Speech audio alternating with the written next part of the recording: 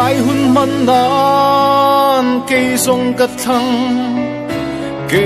chi pi nge hi ayang so om lo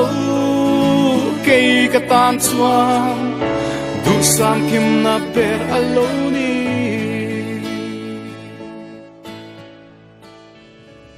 với na hian Christian Thalai Paul Bethlehem Veng Thang branch member zong te kanal pa isu Krista mingin Jubilee chibai kabuk chewa du sakna kalan cheu ani tuti rualin kan huai tu te jinga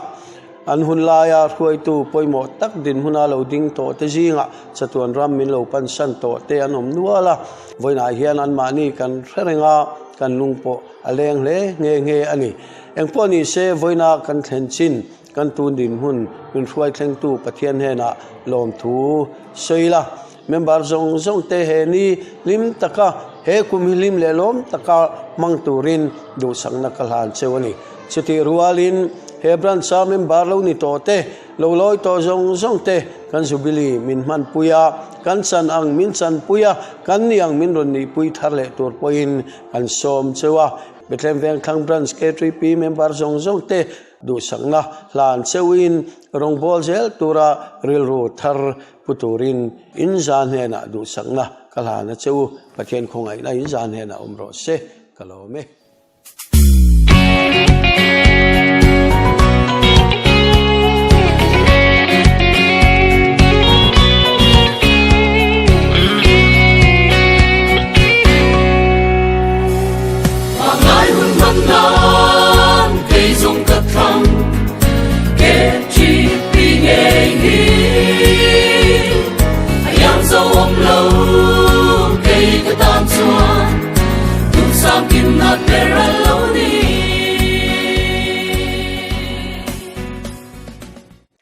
Pathian kai shroina le ompuina azara Christian Thalai Paul Bethlehem Veng Thang branch chuan